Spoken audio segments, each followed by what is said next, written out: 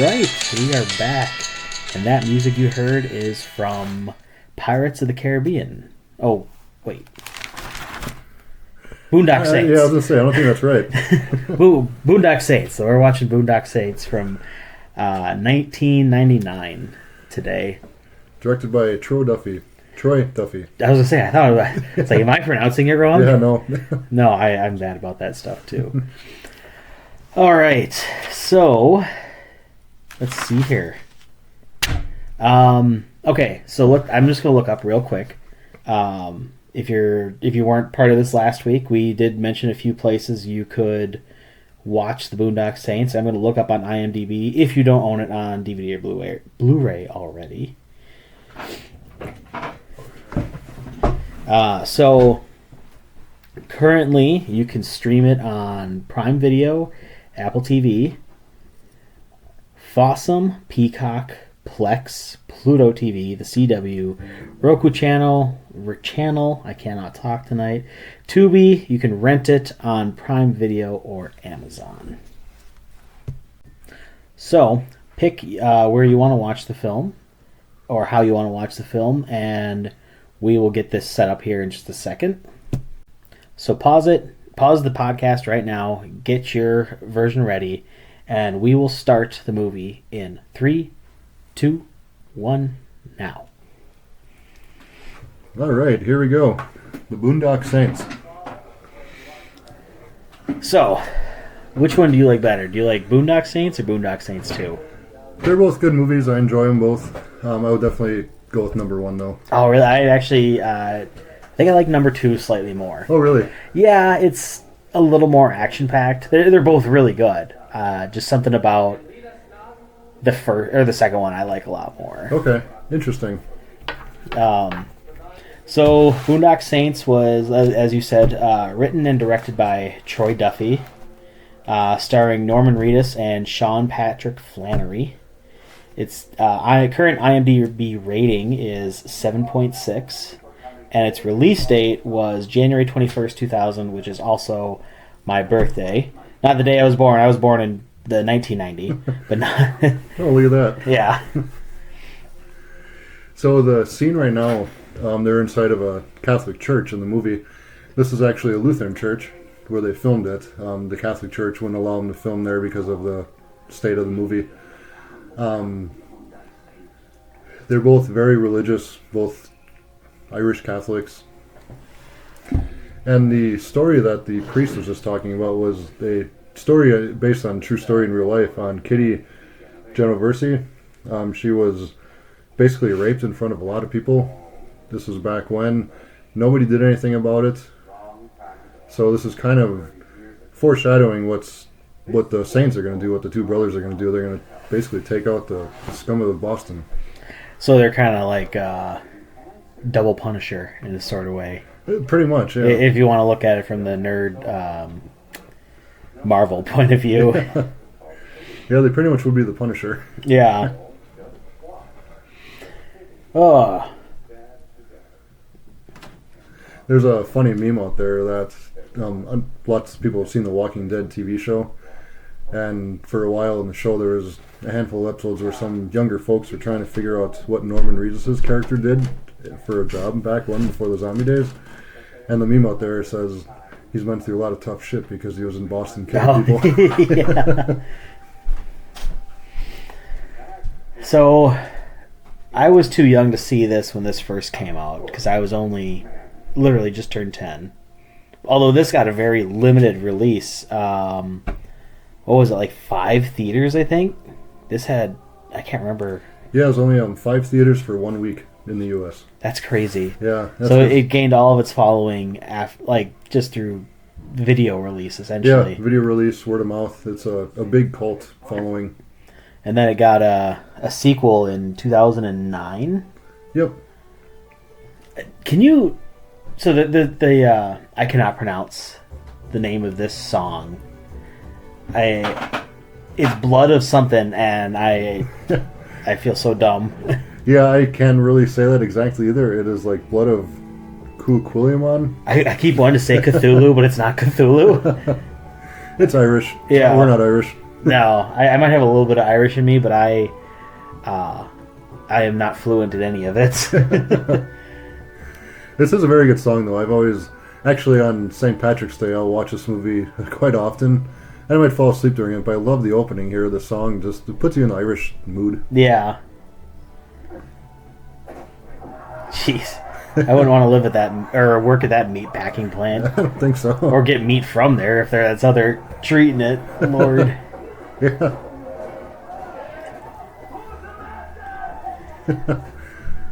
Did they ever really bring it up, their job after this point or at all in the second movie? Okay, yeah. There's one comment where Willem Dafoe's character asks them, what are they doing working at a meat packing plant? Oh, that's okay. He does do that. Yeah. Well, that's about it, though.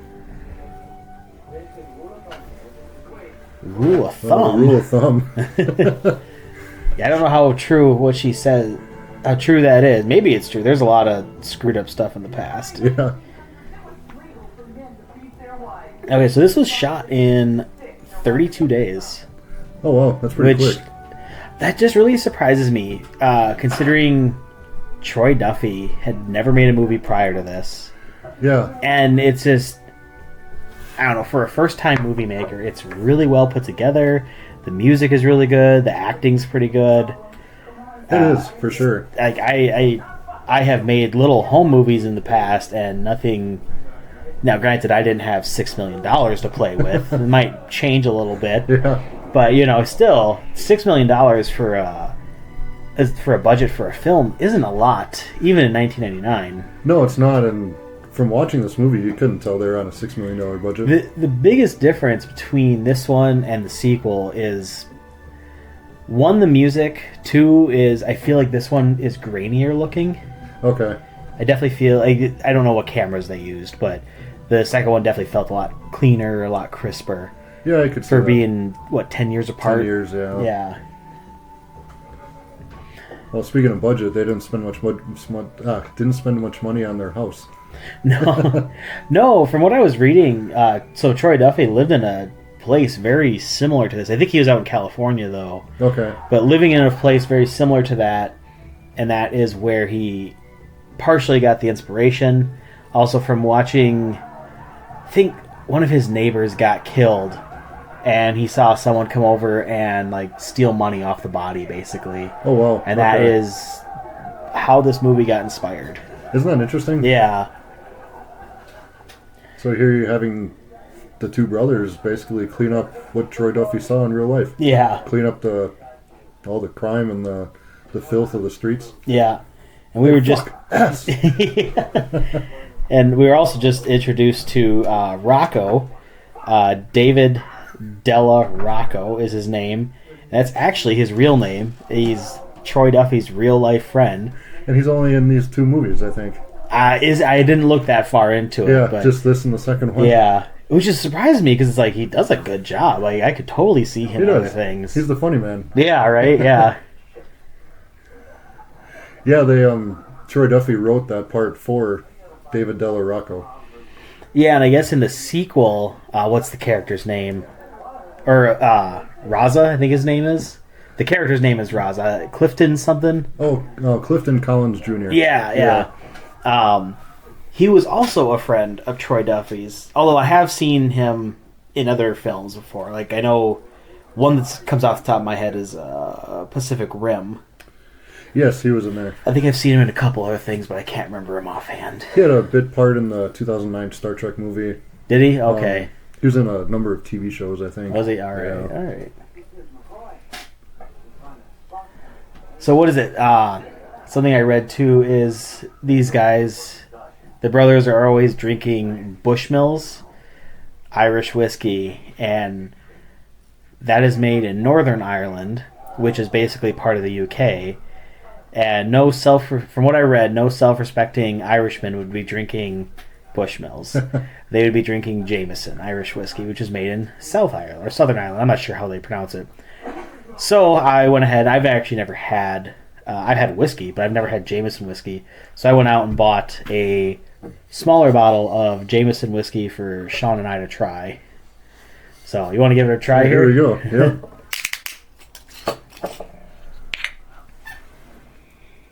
smells like whiskey. I don't know. Nice.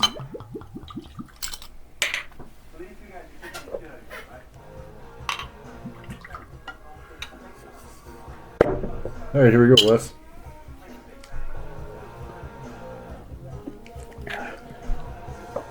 Not bad. No, just tastes like whiskey to me. Yeah. I am not a connoisseur when it comes to alcohol, so Same here. I actually am more of a rum drinker myself, or I do like gin in the winter. Oh, there you go. Nice. Actually, compared to like, felt a little weak compared to like, fucking old number 7, Jack Daniels. Jesus. Oh, yeah. Although I think I heard somewhere too, and I could be wrong, I don't think whiskey can technically be made in America, even though it's called a whiskey. Oh, really? I think all American whiskey is technically a bourbon. Okay. Someone might know more about that than me, but I'm not an alcohol guy, so I guess I wouldn't believe know. I have heard that somewhere. Interesting. I'm probably dead wrong. Well, if you're wrong, you can just go get me a cup of coffee. Yeah, right. Yeah, Like Detective Greenlee right here. yeah. I love it. He thinks he's all that and running the show right now until Willem Dafoe steps in. He's in the second one too, isn't he? They all three are in the second one. Unfortunately, he dies in the second one. Oh, did he? Okay. Yeah, I couldn't Greenlee. remember. Yeah, yeah. He gets shot and killed by the short guy, with the short little fucker. I think they call him, because he was like, what, 5'4", which is, I mean, if you're 5'4", I'm sorry, that is on the short. I'm not a tall guy either. I'm what, 5'9" 5'8", 5'9", so I'm not a terribly tall guy. Speaking of that, Willem Dafoe is actually on the shorter side himself, and in this movie, he wore really thick shoes to try and stand up a little taller so he could stand up to everybody else. That must have been where they got the idea for the second film. It probably was, now that I think of it. Because where else would you come up with that idea for a murderer? Yeah, really. Yeah, I don't think William Dafoe is not a tall guy, but he definitely looks taller in this film. Yeah. And they say the one spot where he can kind of pick out his shoes is in this scene right here. He's going to crouch down next to one of the bodies and he can pick out his heels are on the thick side. Yeah, I've wondered how much height those actually give you. Yeah. But it'd be kind of embarrassing, like, if you took your shoes off in someone's house and all of a sudden you're now, like, way shorter. There's this little guy. Yeah. And we got the good old opera music coming up. Are you a fan of opera? Not especially. I wouldn't No. mind listening to a song here and there, but Yeah, I guess I don't hate it, but I am not a fan. Oh my god, a CD player. Did you ever walk around with a CD player? I don't think I was huge into music. I don't think I ever No, had a CD player at that point in time. I was definitely a CD player guy. Okay. Walked around all the time with CD players until they came out with the MP3 player. Nice. I kind of jumped on the music ship when they had the first iPod. Okay. Yeah, iPod Mini, I think it was. Although a lot of my music taste is influenced by movies and soundtracks from movies. That's awesome. Just that, I don't know. That was somehow that got me into metal. Granted, I love all sorts of music. I think, but again, I kind of blame movies for that because movies can have such a variety of film and so many different types of music work with so many different scenes.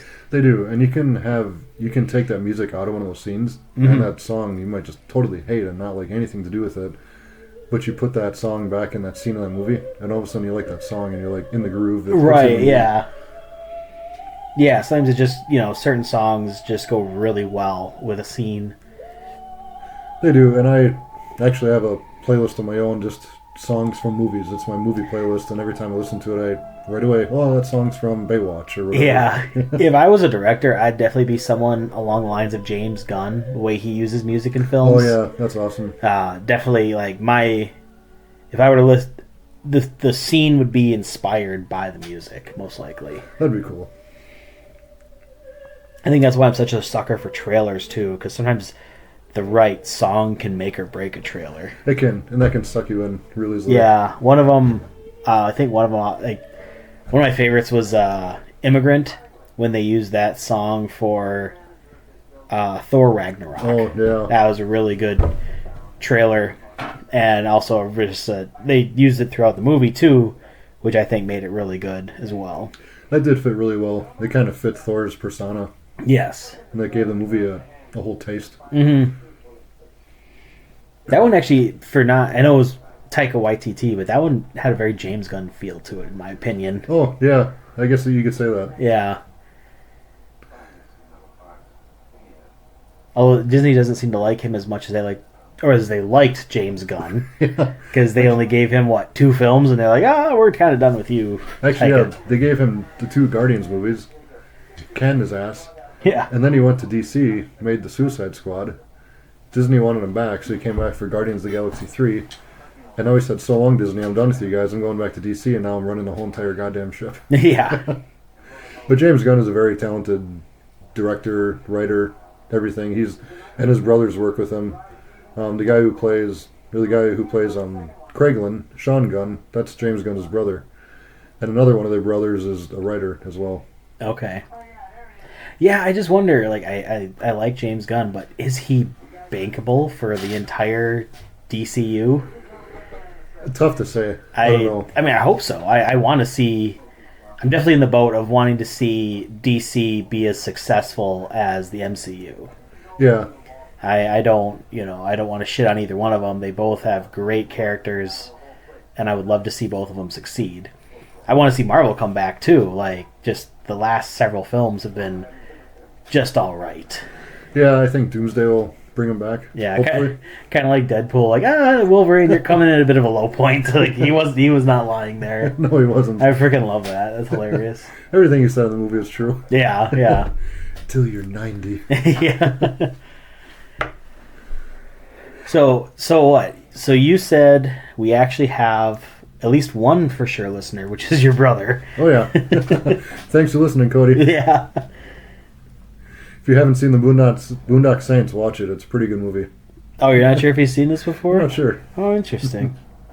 Well, it's... Like I said, part of the reason I love the second one so much, honestly, is there's almost a mix. It's weird. This one has classical and Irish music in it. Yeah. The second one has a lot of country rock and techno, but it works so well in it. Wow, totally different than the first one. Yeah, I mean, there's still the Irish music. There's still very much Irish feeling, but it's that's odd. Yeah. And then in the second one, a lot of their gunfights or fighting scenes are live action, if you will. Yeah. They're not all flashback style, are they? No. There's especially the final one, which was a very good scene, in my opinion.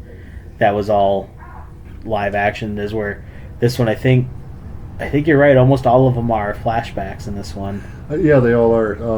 The very last scene in this film, I think, is more or less live action, but and that wasn't really a gunfight. That was more. No, that was just them holding up the courthouse. That's what you're talking about, right? Yeah. And them kind of just saying who they are. Yeah, a good scene though. I do enjoy it. That was a very good scene. Yeah.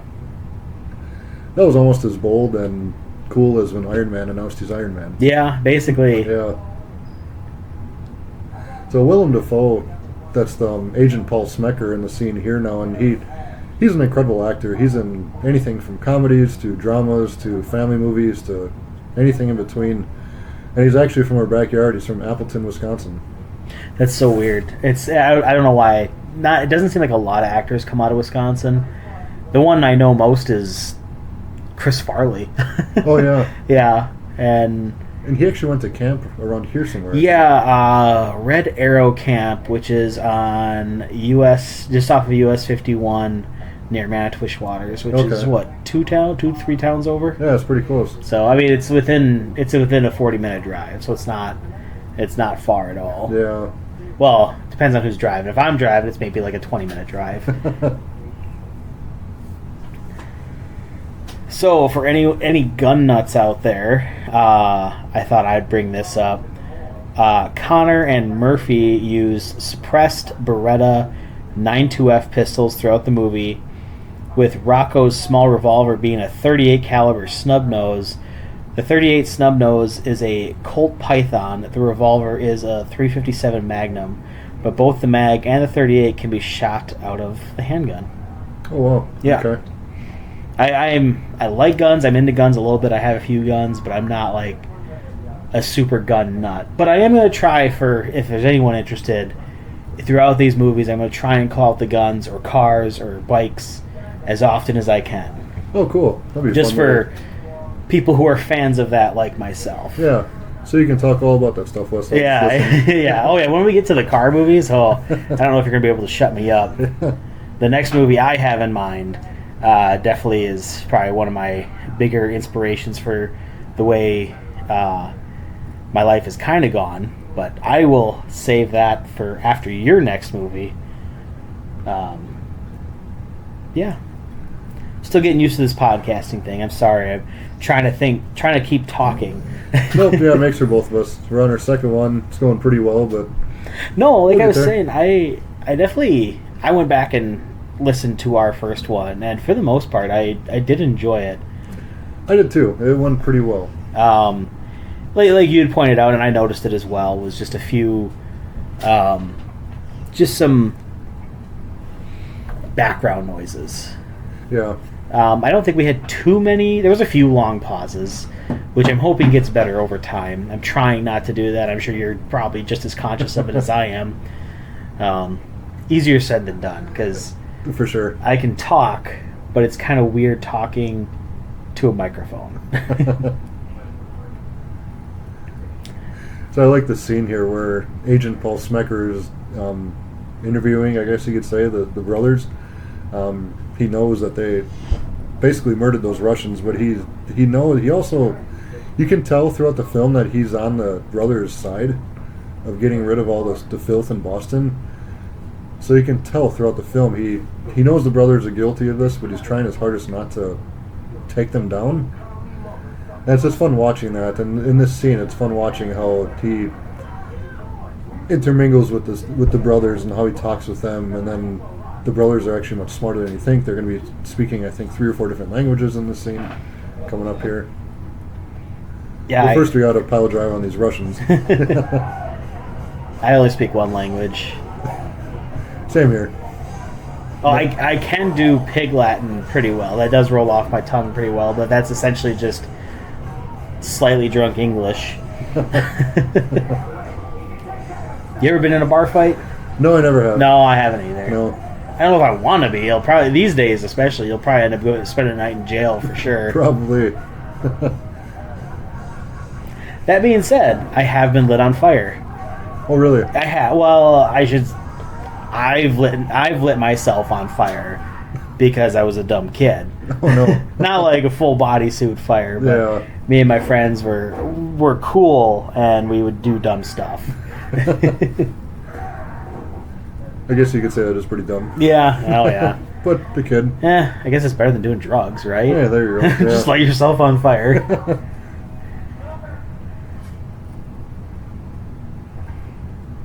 Man, talk about going apeshit to get out of a toilet situation. Yeah. It just amazes me that someone would be like this upset over a bar fight that Yeah. they'd go kill somebody. Yeah. And you know there's people out there who would too, especially for sure. I'm sure mafia, you can't be disrespected like that. No. I'm sure. Yeah. Is the mafia even a thing anymore these days? Minus like the Yakuza in Japan. Yeah. I would think so, but I don't know. I honestly don't know about that one. Yeah, I really don't know either. I know back in the day they had a really heavy presence in Vegas. They pretty much ran Vegas for Yeah. X amount of years. I wouldn't be surprised if they still are out there. Well, and not as I was talking about that Red Arrow camp, we have our own little bit of mafia history around here. We are near Manitowish Waters, Wisconsin, which is where the cops, or FBI, I'm not sure who it was, but they tracked John Dillinger to, which was a little, I think, inn/bar, restaurant, whatever, Little Bohemia, which is also in Manitowish Waters. I have actually, I think I've only ever gone there once, but I didn't eat there or anything. Okay. I've actually never been there myself. Yeah, you can, I think they still have the bullet holes from the original shootout and everything, and Oh, wow. I think they have Johnny Depp's pants, or if they his suit from the movie Okay. from Public Enemies. Well, that's cool. Ooh, that would hurt. Yeah. That'd probably kill you. Oh, Toilet to the head. that would kill you That for would sure. have to. I've done a lot of safety training, and it wouldn't take much of a hit from something falling to your head that would just like, especially from that height, to not crush your skull, but break it and kill you. Yeah. If it wouldn't kill him, he's definitely getting coloring books for Christmas for the rest of his life. Yeah, he's probably done for. Yeah. So in this movie, Troy Duffy originally didn't have Norman Reedus and Sean Patrick Flannery in mind to cast for the two main roles here. He actually had discussions with Ewan McGregor. I actually have that pulled up right here. I was just going to talk. Yeah, go ahead. You finish that. And Mark Wahlberg was in talks to play one of the brothers at one point in time. He bowed out to play his role in Boogie Nights instead. I've never seen Boogie Nights. I've never seen that either. It's on my list of movies to watch. What I find funny is, I don't know if I had that saved, but basically him and Ewan McGregor got into a verbal argument over basically the ethics of the film, like kind of whether what they're doing is correct. Which is funny. I argue it's a film. Like, yeah, right. I mean, if you don't want to do it, that's fine. Yeah. But it doesn't. It seems, and I love Ewan McGregor. Like he is Obi-Wan Kenobi as far as I'm concerned. Oh yeah. But it's just funny that they oh yeah, right here. They got drunk, got into an argument over the death penalty, and McGregor passed on the movie that led Miramax Films putting the movie into turnaround. Which I meant to look up what turnaround meant, and I don't know. I'm not sure either. Oh, damn it. I'm guessing that's a producing company that's shut down or something. Yeah, I've never heard of them before.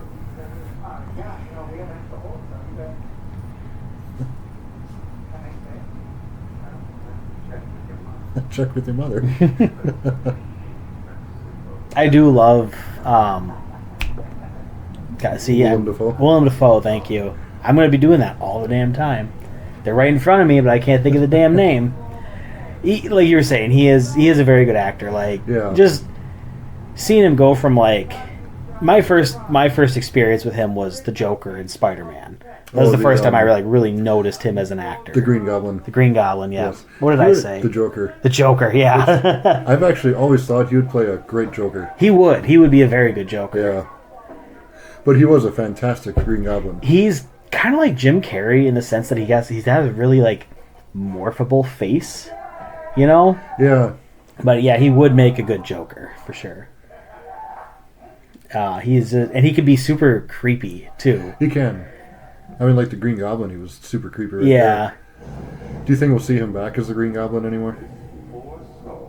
I wouldn't put it past them to bring him back into Doomsday, but I'm willing to bet we're done with him. Yeah. That's kind of how I feel. I wouldn't be surprised if he came back in Doomsday or Secret Wars, but I wouldn't expect him to. Yeah. Yeah, I just don't see it happening, but if we're going to, I think that's the only shot we'd ever get again. Most likely, yeah. So I think right now the brothers are having an epiphany while staying in their holding cell that they chose to be in to stay safe. I think they're having an epiphany right now, and they're realizing they got to go out there and stop all these bad gangs and people and stuff. So that's what their next directive is going to be. Not that I would agree with vigilantes going around and doing this kind of stuff. But if they were killing the bad of the bad, could you really argue against it? I know it's a tough call, but yeah, it's one of those things. They're doing everybody a favor. Yeah, I mean, thank God it's a movie. It's very clear. It's very clear who the bad guy is and who isn't. Yeah, just simple, clear cut. You know, I would hope no one would take inspiration and actually do this kind of stuff on their own. I certainly wouldn't, because I would quite like, I'd see one of them with their kids and be like, oh shit, I can't kill him now. Oh yeah, I could never do that. No, because I especially being a parent myself, I would just feel too bad about it. Oh, okay, so we did talk about earlier this movie getting a limited release, and that was mostly due to the Columbine massacre. And yes, it was only shown in 5 theaters for 1 week. And then, like what we said, that it just kind of spread from there. Yeah. I think once the massacre, once it was kind of separated from the massacre, people didn't associate it. It was definitely more seen as a good movie. Yeah, and it took a little bit of time just from word of mouth, and it was a cult following, but people grasped onto this movie and they love it. If you talk to someone that's heard of this movie, that's seen it, it's always good things I've heard from people. Yeah, I've only ever heard people maybe giving shit to the second one. Actually, It just seems like okay. my favorite movies are always the ones people like the least. So maybe that says something about me. So this guy with the glasses on, his name is Ron Jeremy. He has been in over 2,000 films. I was gonna ask you if you knew who he was, because I knew who he was since day one. Not that I've seen a lot of his stuff or any of his stuff, but I do remember watching this. At the first time I saw this, I knew who Ron Jeremy was. I'm like, why does that guy look super familiar? What are you watching, Wes? Yeah. Yeah, no, he's in he's in a lot of regular films, but he's also in a lot of adult films as well. Yeah, I'd say I mostly know him through cameos that he's done in films. Okay. No one's gonna believe that. Right. But yeah, I was trying to do some research and figure out why he was in this film. I could find nothing. Okay. Nothing at all. So he must have just wanted to play in this film. That's all I can figure. It is kind of a random role, I guess. Well, I thought maybe it was meant to be as some sort of joke. Yeah. Slightly, because he does die whacking off in a frickin' That's true. whatever that place is. I don't know what those are called. But yeah, so it would kind of make sense, Yeah. A little tongue-in-cheek right there. Yeah. And maybe they did that on purpose. Well, they may have. I never even put that together. But Now another... So we're mostly talking about this one, but we'll bring up parts of the second one because I don't know if and when we're going to get to the second movie. Just because we have so much we're thinking about. We don't want to continue to do the same thing over and over. One thing, you ever watch Trailer Park Boys? I've never seen that. Okay, so they're... what was his name? He's in one of the guys is in the second one, isn't he? Yeah, he... Oh boy, now I'm scrolling through my phone trying to find it. Yeah, I'm not sure of his name offhand. While you're looking for him, every time I watch this movie, I think to myself, Rocco, the funny man in here, just simply delivering a lunch to his boss and hoping to walk out the door, is basically forced to sit down in his boss's office and tell him 2 long-winded jokes. Yeah. I always think to myself, I couldn't imagine being pulled out of thin air randomly, not having known... Oh, go sit in your boss's office and tell them two long-winded jokes and make them have a good day out of it. Okay, so no, I couldn't. I thought I had it saved, but I don't.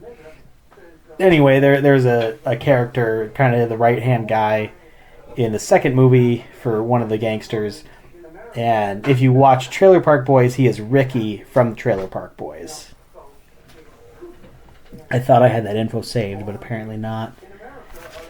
I've seen him in a couple other movies, actually. Yeah, I remember reading it, and I tried to save it. I have stuff between handwritten notes and saving stuff on my phone, just so I have some more information to pull up. And like I said, Rob Wells, that is his name, is Jimmy the Gopher. Is that it? Yep, Jimmy the Gopher. Okay, yeah. Which is funny because he swears a lot, and his character in Trailer Park Boys is definitely known for swearing a lot. Oh, is he? Okay. Yes. You ever get a chance? You haven't seen Trailer I haven't Park? seen it, no. I would give a few episodes a watch. It's just a funny Canadian show. Okay. You ever seen Letterkenny? No, I've never seen that. No, either. okay. I mean, they're not really alike, but I'd say blue collar Canadian humor type. Okay. Deal. Whenever I see segments or just trailers or whatever for Trailer Park Boys, I always think Danny McBride. Would he fit in there? Yeah, kinda. Okay. Snoop Dogg was actually in quite a few episodes. Oh, was he really? So random. It was like, Snoop Dogg, really? Oh, wow. But the guys are known for smoking a lot of weed too, so you could see where that goes in there.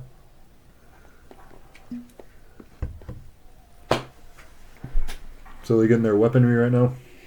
Yes. And their rope. His fucking rope. You and your fucking rope.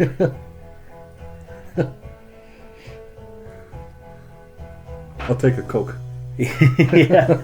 Oh, okay, yeah, I can't repeat that. No, I don't want to repeat that. No, joke no, yeah, that's. I would probably get in big trouble if I repeated that joke. Yeah. It took me a second the first time I heard that joke. I'm like, oh, that's bad. It is a bad one. Yeah, it came from a bad guy. Yeah. So in that scene earlier in the film, when the Saints and the other guys were having that bar fight with the Russians, so some of the people in that scene were from Troy Duffy's band. He has a band in real life. They were called. I forget what they were called, but they had a name. And then he made this movie, The Boondock Saints. They were called The Brood. The Brood. Yeah. And then after this movie was made, he changed his band name to The Boondock Saints. Well, some of the guys in the background in that bar fight scene were members of his band. And Troy Duffy himself was one of the people in that scene as well. So it's kind of cool seeing I like it when the director has a little cameo in there or something like that. Yeah, I just think that's really cool.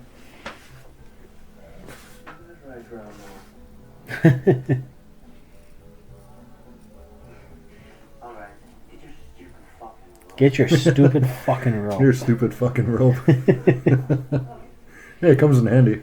Yeah. Not necessarily intentionally, but it worked out. It worked, yeah. So, in all these landmarks in Boston, this film was filmed in Boston. I just love the way these guys look, too. I mean, it definitely looks like, in real life, you'd be like, what are these two up to? You would, yeah. They're up to something. Yeah. It's two badass motherfuckers walking on the street. And those aren't trench coats. I don't know what those are called. I'm not sure, yeah. I am not up on fashion, so I could not tell you. I am either. so bad with that kind of stuff. I'm bad at a lot of things. Let's just say that.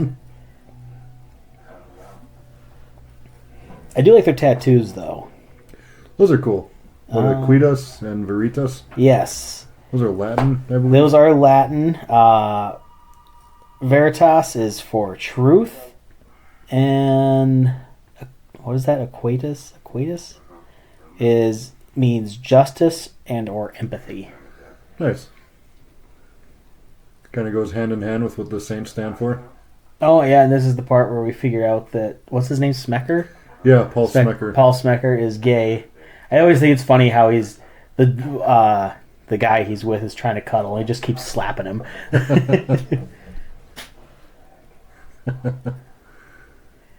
I'm a little surprised they got away with some of this. I mean, not that the 90s was real bad when they weren't really against gay people in films, but it's just, I don't know, it's just funny. They do it in a funny way. They do. It's fun, yeah. Yeah.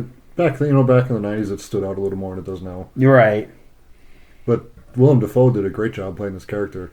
Yes. Everything about him. I actually like that they brought him back. They probably couldn't afford him mostly for the second one, but I was glad that they brought him back for a scene in the second one. Yeah, that cameo at the end. So do you think they'll make a third one? Actually, I was reading that filming is supposed to start like right now for a third one. I had heard that too. I had heard early 2026. Yes. I would love to see a third one. Again, I'm always afraid when films take too long in between that there's a lot of times they aren't as good. But now if it's the same director, which again, Troy Duffy kind of surprises me because I don't think he's directed anything else besides these films. No, just these two. And for both of them being as good as they are, I do have high hopes for the third one. I definitely don't think it'll be as good as either of these two. Okay. But I think it will be decently good. Yeah. I hope they make it. I hope it's a good, fun film. I hope that Willem Dafoe comes back. I had heard, I don't know how concrete any of this is, but I heard filming is, like you said, supposed to happen real shortly here.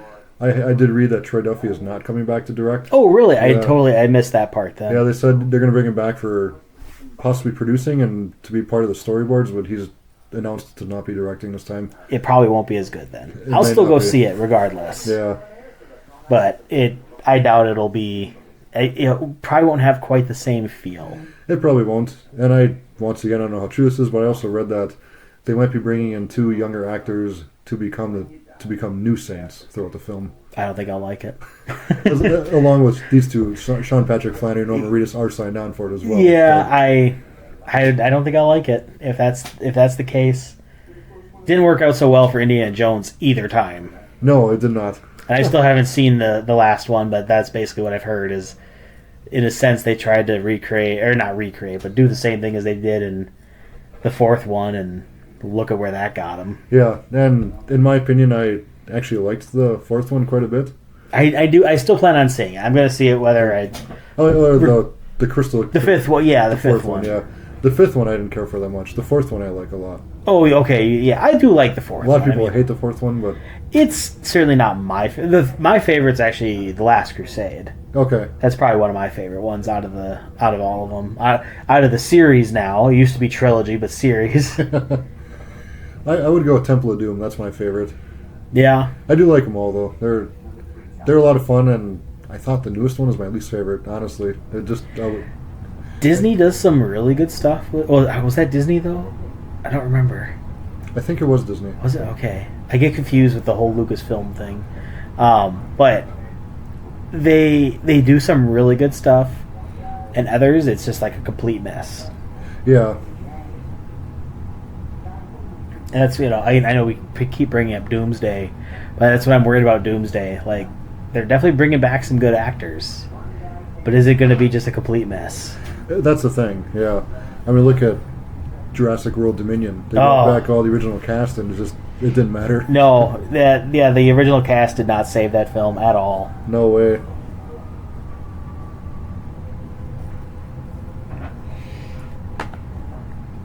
Oh, well, here's their rope trick. I don't remember this guy's name, the mob boss here. He is a weird-looking dude. He is. Between that bowl cut, yeah. Well, I don't know if it's a bowl cut, but it's just Yuri Petrova? Yeah. Weird-looking dude.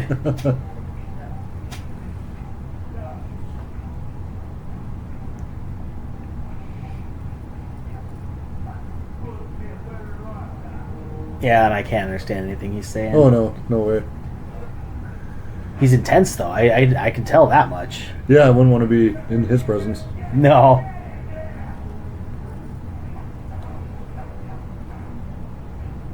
So I always think it's funny. They always show in movies guys crawling through the air vents.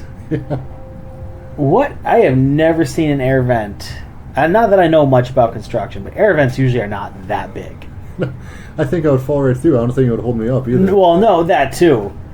But big. I mean, you have how many movies have you seen people crawl through air vents? Plus, they're always clean. Air vents are not clean They'd be places. so disgusting and dusty. Yes. Yeah. Yeah. They always show them just super clean. It's like, who's getting in there and cleaning those things? I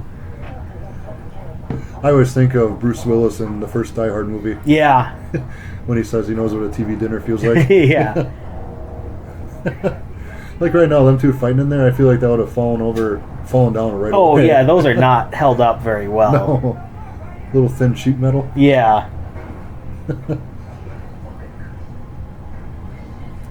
I'd probably panic even if it did hold me up. I'm claustrophobic, so even if it was that big, I'd still be freaking out probably. Yeah. For spinning around upside down, these guys are pretty good shots. They're really good shots. That's what I love about these guys. They're basically, like you said, the Punisher or the Avengers. Yeah. But they're just regular humans, no superpowers, no nothing. And they're out there doing the world some good justice. Right. So this is the first time we hear... I'm pretty sure this is the first time we hear their prayer. And the prayer that they're saying before they kill their victims is actually not in the Bible. It's something Troy Duffy and his father helped out, right? Or they wrote together. Interesting. Yeah. Yeah. It definitely sounds like something out of the Bible, though. So you could have told me it was straight out of the Bible, and I would have totally believed it. It's funny, for being such a religious movie, being these really strong Irish Catholics, they were at a Lutheran church at the beginning. They have this made-up prayer. Yeah. You would never think that without... I don't know much about Troy Duffy. I doubt he's all that religious of a person. I think he just liked it for the film. That could be. And although he is Irish, so there probably is. He was. I can guarantee he was raised Catholic. Probably. Almost guarantee that.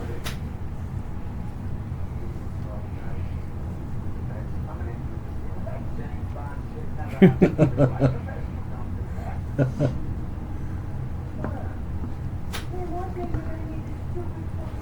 Stupid fucking rope.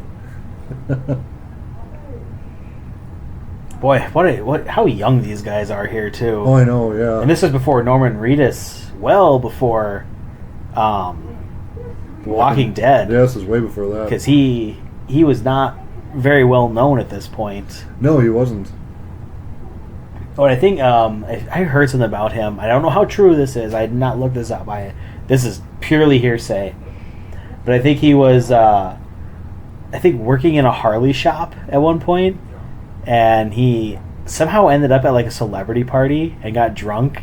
Oh, really? Yeah, he got like fired. I think it was his dad's Harley. He got fired from like his own dad's Harley shop, and he went to this party and started yelling shit off the roof. And some guy was there who directed plays, liked him so much that he hired him, and that's kind of what kickstarted his acting career.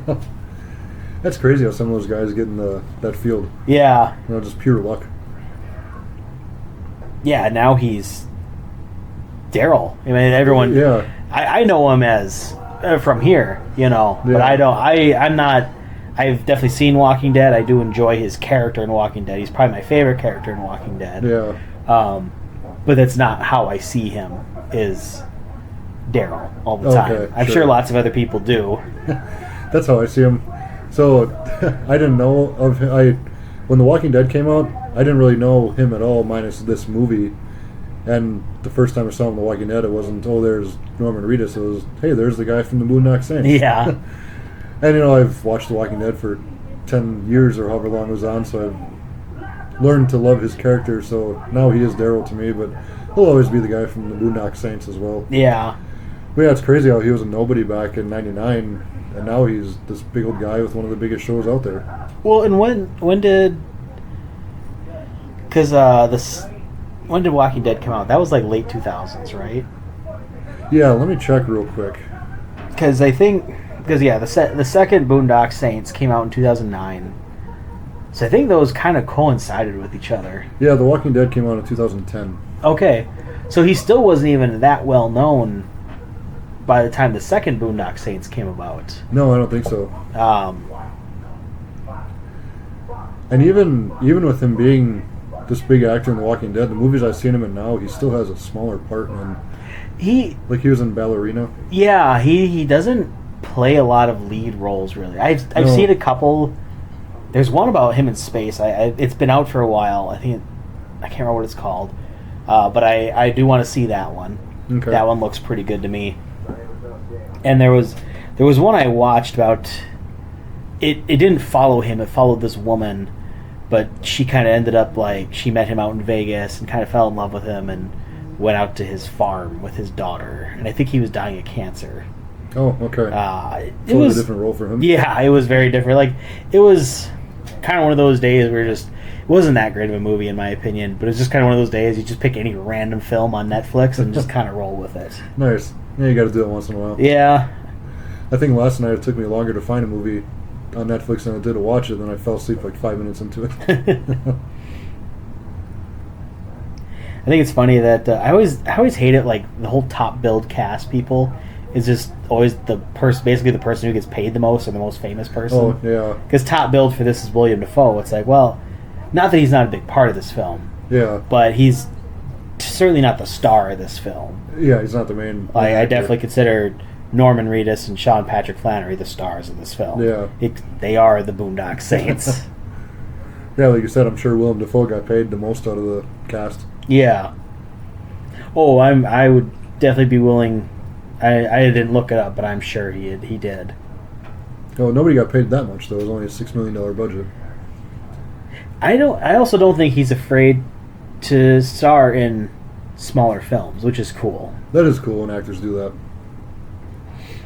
Because some of them, get a really big head about themselves, and they don't want to play in bigger movies. Yes.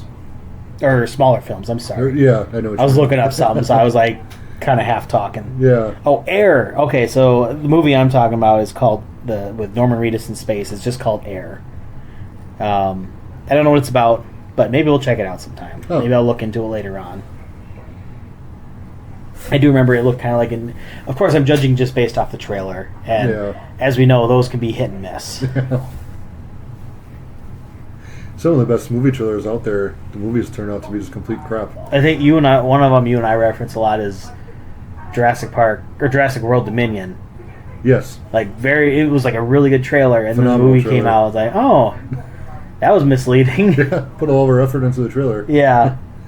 That was an incredible trailer, and so was the one for the first Suicide Squad.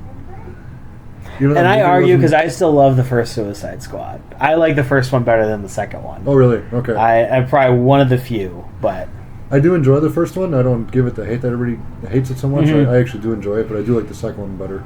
I don't enjoy the second one all that much as everyone else likes it. Okay. Not that I won't watch it. I just like the first one a lot better. Yeah. I think just because it has a darker tone overall, I think that's why I like it. Okay. Which is interesting because that's PG-13 and the second one's rated R. True. I think the first one, they of course were just trying to appeal to a wider audience. Yeah, but the first one is darker though. Yeah. Or just the feel of it was... The feel was darker. A little more greedy. Yeah.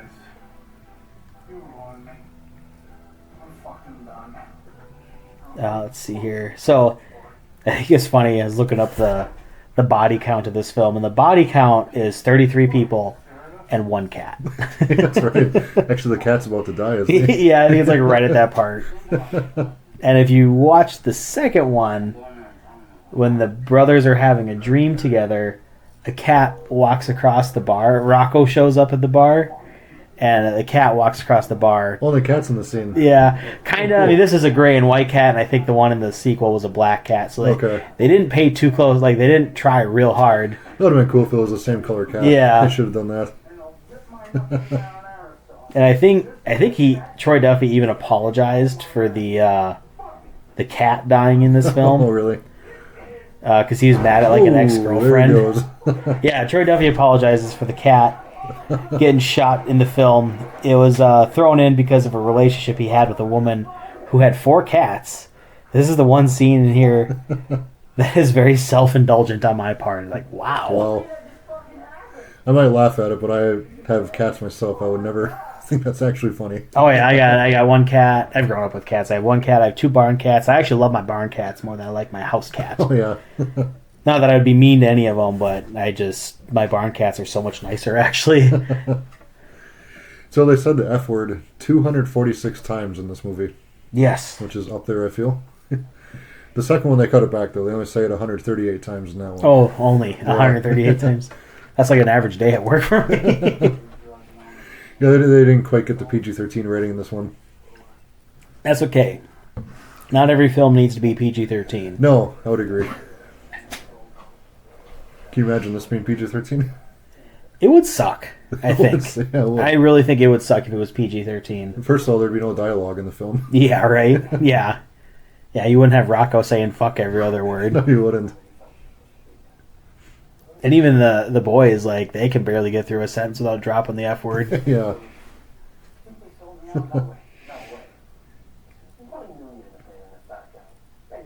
Even in the second one, I mean, they, like you said, they don't drop it as much, but they drop it quite a bit. Like, it's a prominent part of several scenes. Like the chick in it, I can't remember her name now. Special Agent something, because she likes to bring out that she's Special Agent, and she's like, "Whoa, I didn't realize this was a fuck situation." It felt very Quentin Tarantino-ish, which I think Troy Duffy was accused of kind of copying Tarantino a little bit. It's like, well, maybe he just has a similar style. He definitely doesn't seem to be as obsessed with feet as Quentin Tarantino is. Do you like Quentin Tarantino's movies? Some of them. I definitely... So one of them I like is Death Proof. Again, car film. Yeah. What else? That's probably one of my least favorites of his, actually. Is it? Yeah.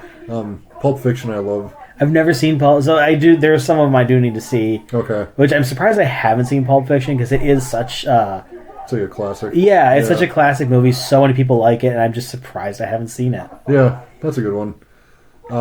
Django Unchained, I like that a lot. I've seen that one. I only saw that one once. I know there was like another one. It was like almost like a 4-episode thing, but each episode was like over an hour long. Oh yeah. Yeah, they like. They're not Django. It wasn't Django. It was Hateful Eight. My bad. Oh, Hateful Eight. Okay. Which I didn't care for Hateful Eight all that much. Django Unchained was pretty good. That was good. I did enjoy that one. I didn't mind Hateful Eight. I only saw it one time in the theater when it came out, and I liked it. But it was one of those movies. It's just really, it's all dialogue, pretty much. I think one of my favorites.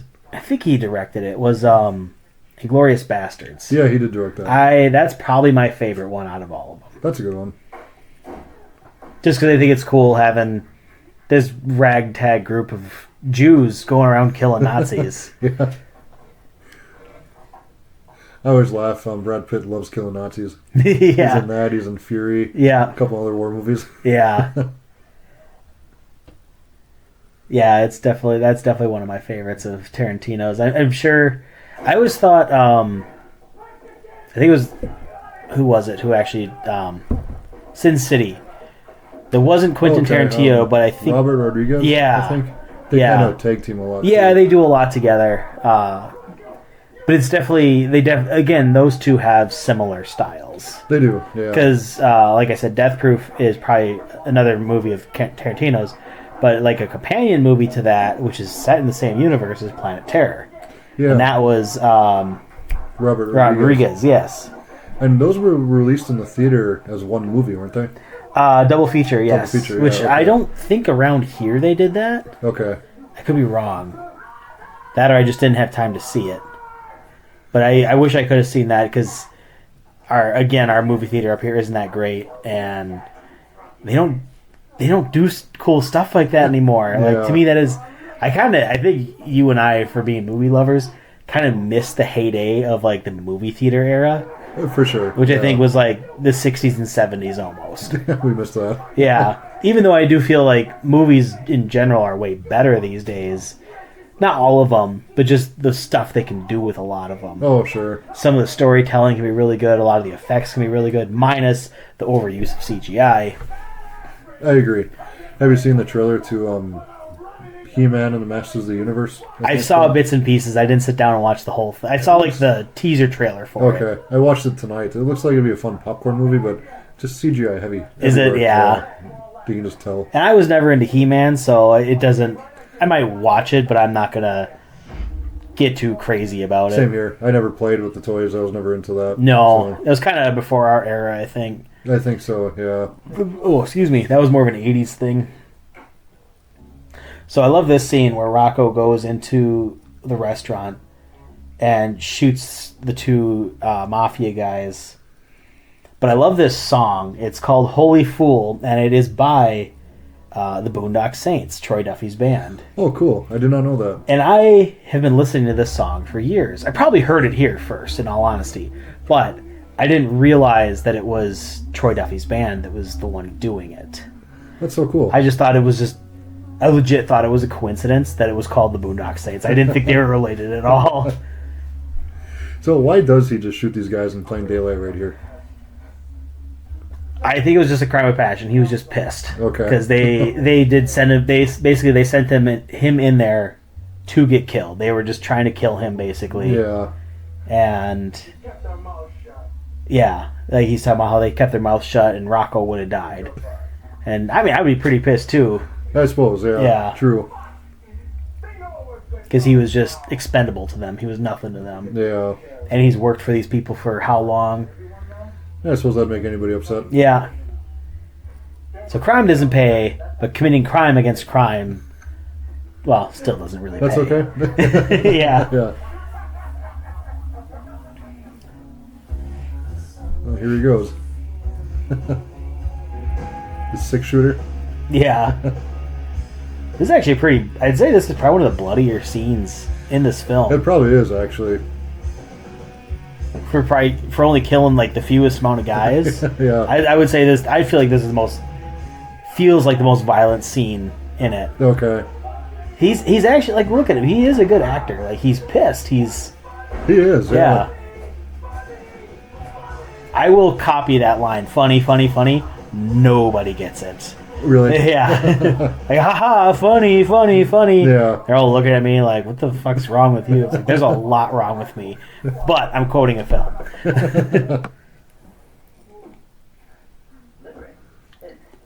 Once in a while, I'll like yell with my friends, "Fuck, ass," and people don't get that either. Yeah. Just haven't seen the movie. Which is funny because these movies, they're pretty popular films. Yeah. So I'm surprised. Then again, maybe not everyone just quotes movies like you and I do. Yeah. Yeah, I think, I can't remember what line it was, but I quoted something from School of Rock the other day, and someone, they didn't find it funny, but they remember they heard it somewhere. They're like, you got that from a movie. And like, a lot of stuff I say is from a movie. Nice. This isn't anything new. You just never caught on before.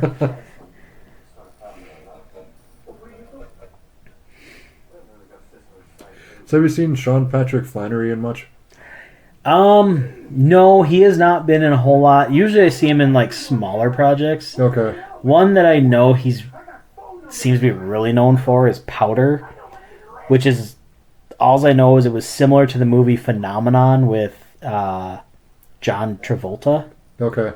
I remember in high school we had to watch, like, I don't remember if we watched the whole movie of Powder or just bits and pieces of it. I just remember it was kind of weird, and I think he was pretty young in that film. Okay, I've never seen that one. Yeah, he was like he was shaved head, all white, like that's why he's called Powder, because he's like powder white. Okay. And I could be wrong. I think he was sexually assaulted on the film too. Oh, really? Which is unfortunate. Yeah, that's too bad. Yeah. It's unfortunate that anyone feels the need to do that to any fucking child. Yeah. Those, in my opinion, those are the people who should be shot. Oh god. Saints on them. Yeah. Now we're gonna lose what little followers we have. We're gonna lose your brother. Right. So yeah, Sean Patrick Flannery, I always remember him from Saw 3D. He was the main character in that one. Was he really? Yeah, he was Bobby Dagan, the guy who wrote that book that fakes that he was in a saw trap. Oh, jeez, I just saw that not that long ago, and I honestly don't remember that. Yeah, he was the main guy, and then he ended up going into a real saw trap at the end of the movie. Huh. Because Jigsaw figured out. Why don't I remember that? I just saw that like less than a year ago. Huh. And I've been rewatching The Boys TV show, and he played, I forget his name, he was a gun superhero in one episode. Yeah, they portrayed him as a real, like, super right-winger, gun advocate, kind of, which is funny, because it's like, I don't remember what his exact superpower was. I think he was just good with guns. Was that it? Okay. That's pretty much all that I saw out of it. Really good aim and stuff.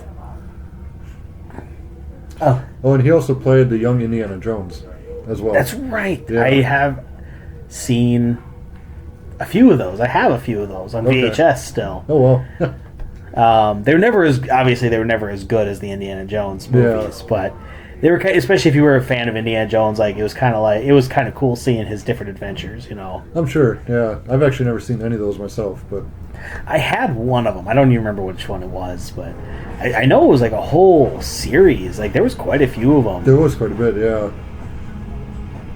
Oh, Ron Jeremy, my favorite porn actor's dead. Darn it. No. That's right. He's got like 1,908 movies. Yeah, right. Yeah. I'll just go watch all of those. Actually, no. He's a super weird looking dude, and it's just like, really, this was the guy y'all were like wanted in your movies. Somebody must like the guy. Yeah, I guess. I think I like here where Rocco grabs the chick's boob. Yeah. But it's like he's thinking about it. Yeah. I'll tip her.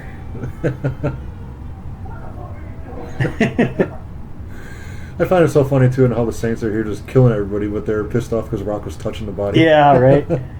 You definitely know that Troy Duffy made his friend do that. Like, no, we're gonna make you look like a piece of shit right here. Yeah.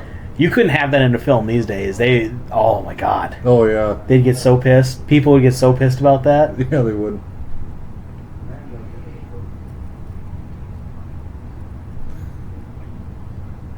Boy, it's even crazy how young Willem Dafoe looked. Willem Dafoe, not William. Willem. Willem, yeah. Yeah, I always screw that up. I never heard of that name. Mine is from him. Yeah, I don't think I have either. Yeah. Unless it's maybe his stage name. I don't know. Yeah, I'm not sure. You ever? I know Platoon is another. I've never seen that. Have you seen that one? Once, a long time ago. Okay. Yeah, he's in there. I've heard it's good. I do plan on watching it someday. I got to revisit that at some point too. Yeah, it's like a classic Vietnam War movie. Is it? Okay. Yeah. I remember there was a time I was listening to a podcast and they were going through all of. It was like the 1997 list of, or not 97, 2007 list of greatest movies ever made. Okay. Or I can't remember if it was IMDb's list or whose list it was, but it was what was considered the greatest movies ever made, and I think Platoon was one of them. Okay, I could see that being. Yeah, up there. I mean there was some of them were like The Godfather. And, God, there were so many. Obviously, there was so many. Yeah. A lot of older movies. Speaking of older movies, you did say that on our Facebook we got a comment, right? Yeah, somebody reached out, asked if at some point we could do a podcast on some classic older films. I don't see why not. This is all about any film we want, really. Yeah, I'd be down for that too. I like all sorts of films. Definitely, I think the harder part would be narrowing down what I want to watch. Yeah. Because ever since we did the first podcast, my mind has just been going crazy with what film I want to do next. There's countless opportunities. You don't have to say it right now, but did you figure out a film? Not yet. No, Not yet. You're working on it. Okay. I gotta write it down, but I got a little list going in my head of. I think I have like I said, I'm pretty sure I have my next movie nailed down. But I do think we should keep this fair and go back and forth between the two of us. Fine with me. Because I definitely don't want it to be too heavy one way or the other. If it's too heavy on me, we're definitely going to be seeing a lot of car movies. Well, you got 10 Fast and Furious or 11 Fast and Furious? We ain't watching all of those, I'll tell you that. I think we got to do one of them at least. That'd be fun. Probably number 8. That seems to be everybody's favorite. There's a lot to talk about in there. Yeah. Is that the one where they go up in space with the Fiero? I think so, yeah. Yeah.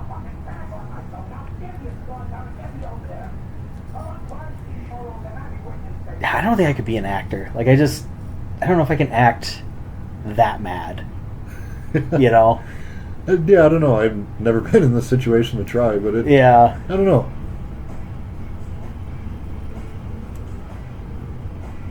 See, now he's thinking it. Now he's got it.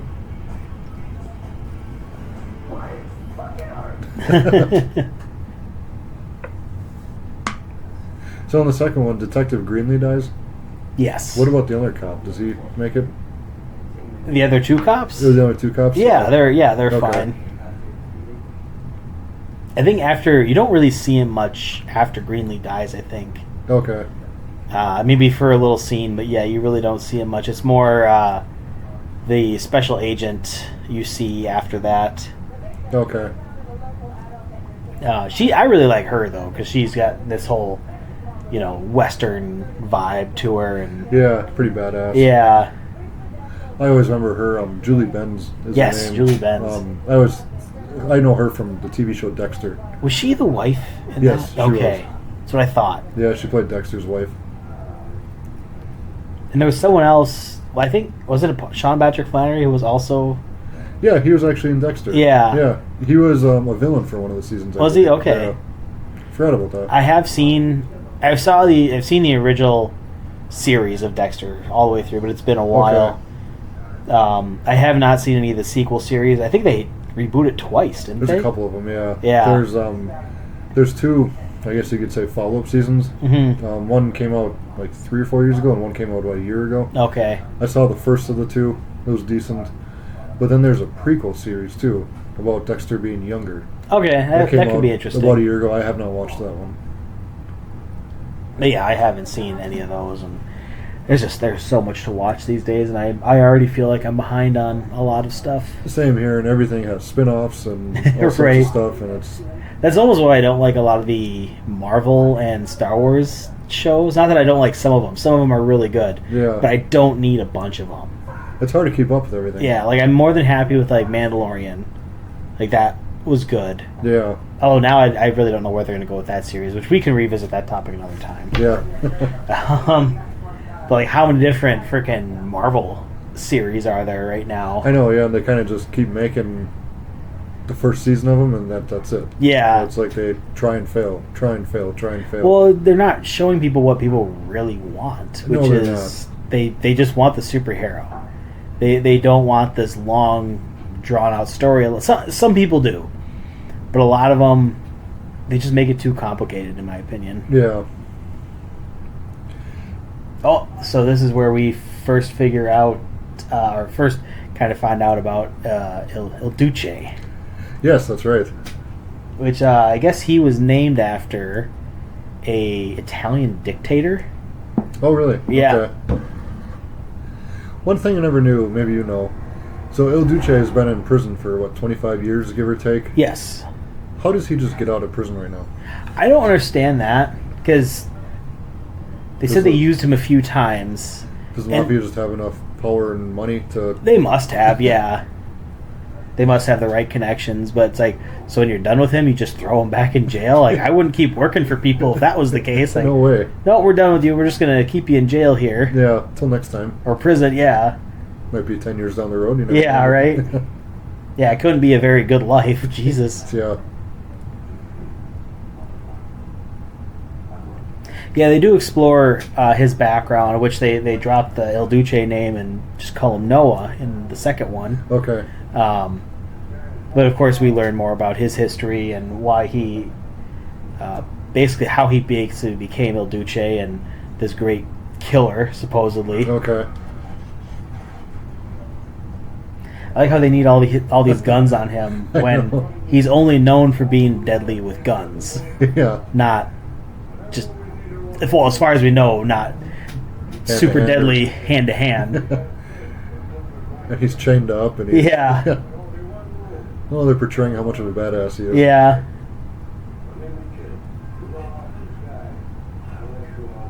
He's only got one rule: no women and kids. Isn't that 2 rules, or is that 1 rule? I guess you get 1 sentence. Yeah.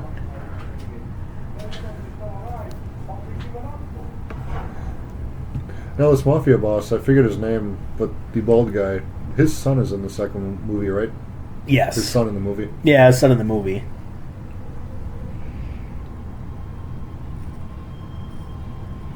Yeah, and the whole second one, what's the name of the family? The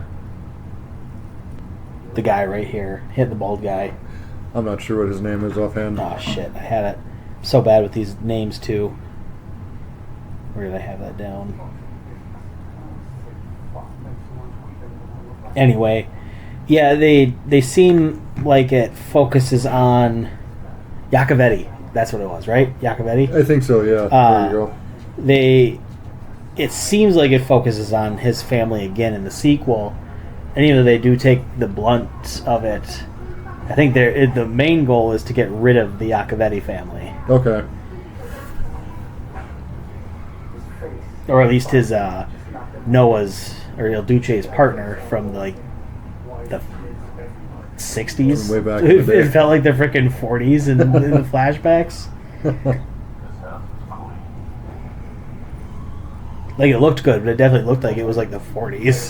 Nice.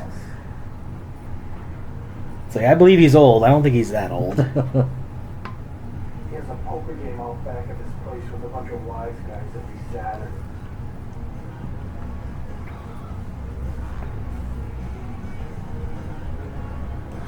So it's interesting. You think of how these actors' lives work. Like the guy who plays Rocco, he's been in these 2 movies ever his whole entire life. Does he live a normal family life and have a 9-to-5 job, and just when Troy Duffy calls him up, he just goes and films a movie for I guess, a couple yeah. days or something? Or maybe he's just smart, makes his money, and saves it. Maybe. You know? Yeah. 'Cause I'm sure I doubt he makes as much as any other actor doing this, but probably more than he's ever made elsewhere. Probably, yeah. I didn't do a lot of research on him, but I mean, still, some of these movies you got to make some good money on. Oh, you know? yeah, I would imagine. Especially if you're smart enough to get like royalties from them. Yeah, Then you definitely, I think that's where a lot of that money comes from. it is. Some people are I forget who, but there's some actors out there. Tom Cruise, one of them, I think, for a couple of his movies, he signed on for just the royalties off the movie and waived their salary. Yeah. And they made way more by doing that than Yeah. just their regular salary would. Well, I think, like, not that it was royalties, but George Lucas, he got, a big thing was he got the toy rights for Star Wars. Ooh, And that's what made, I think, the majority of his money. Okay. Which totally makes sense. I mean, he was very smart when he made that deal. Yeah. Well, maybe we should make some action figures of ourselves and we can sell them. Right, yeah. The Movie Guys podcast figures. Yeah. Now this guy knows that his friend has come to the game, and they know that this door can only be opened from the inside. So they went. I think there was a firefight coming up. I really, it realistically, with him having 6 guns on him, I don't think that would go as well. 3 guys with guns, at least 3 guns, or 2 guns each, I think it was. Yeah. And 1 guy with 6 guns. And they don't hit him once. I know. Really? I think Rocco loses a finger. Yeah. One of the Saints might get hit once, but yeah, none of them hit El Duce at all. Yeah. I think. 1 target. 3 guys can't hit 1 target. Just standing in the street. Yeah. He wasn't even moving or anything. Even if he had a bulletproof vest on, like, that shit still hurts. Oh, I'm sure. That'll take you off your feet. Yeah, like, getting hit with a bullet, period, is gonna leave a mark. Because you think about how fast that's moving.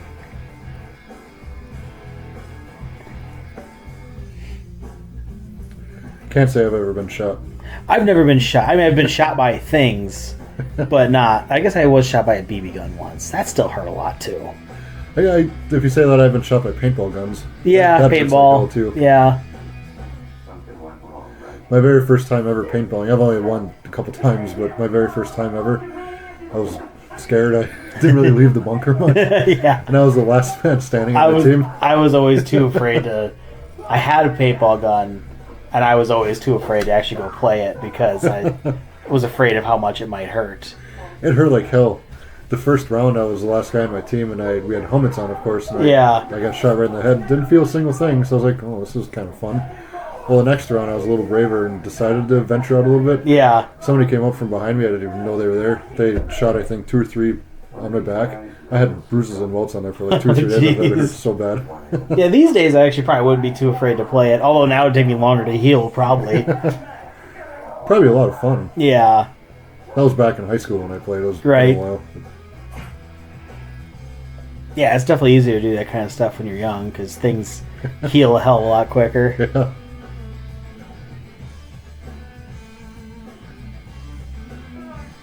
Like how they make Rocco defend himself here. I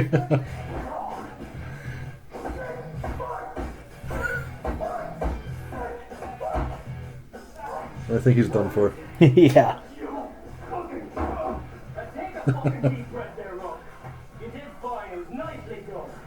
The brothers are so sleek and suave, and then you got Rocco's just all over the place and just crazy.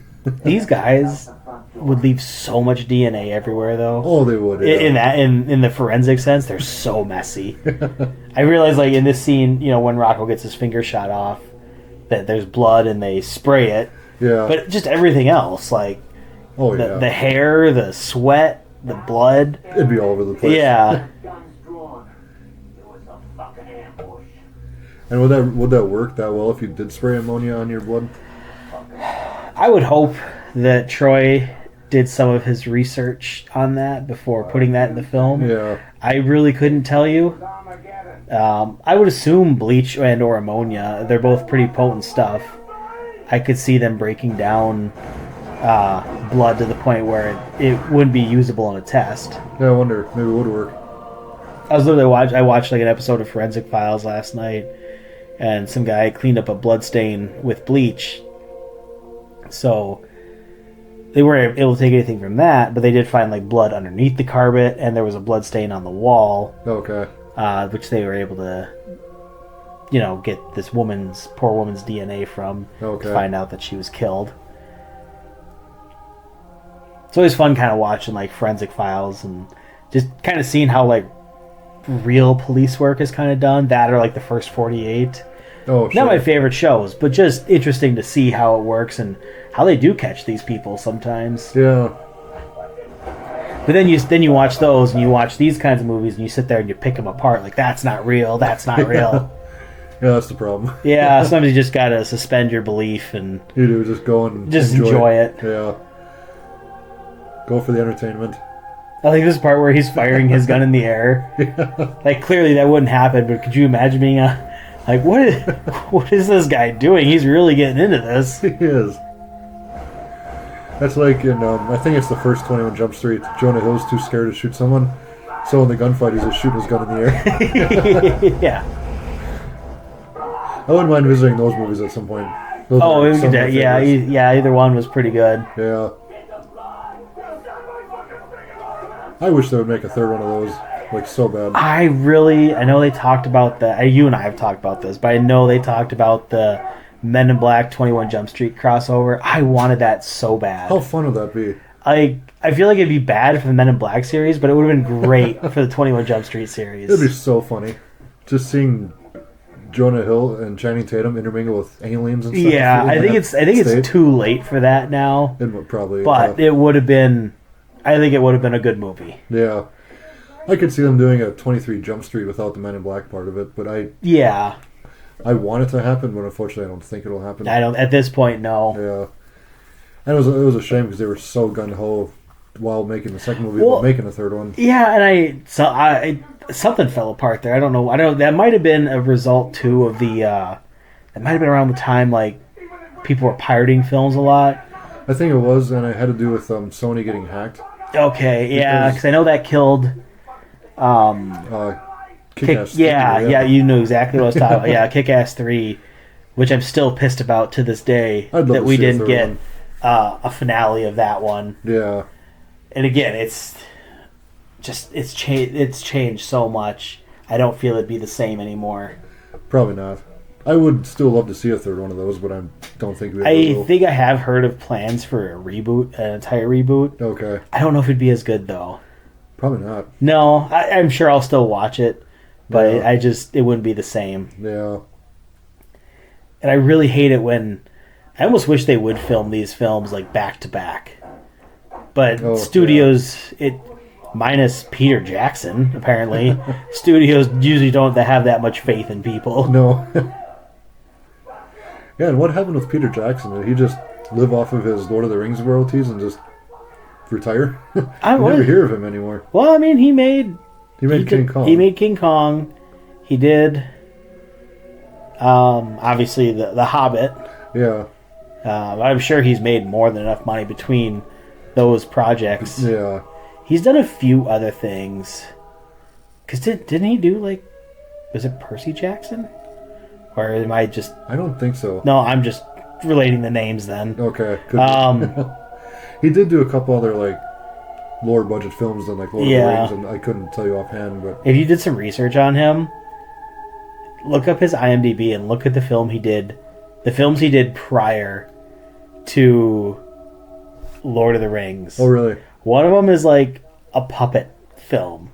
Like, a raunchy puppet film. Oh, wow. And it's like...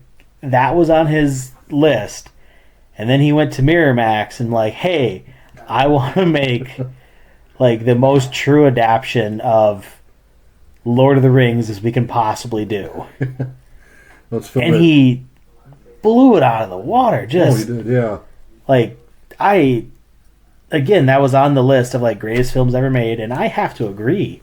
Like, they were, at least the original three. You know, great films. Yeah, love them all. Right up there. Yeah, those are phenomenal.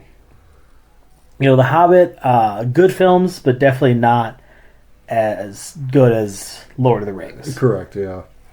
And even King Kong, the remake of King Kong, that was a really good one as well. It certainly wasn't loved as much, but overall, I think he did a really good job with it. I would agree on that one.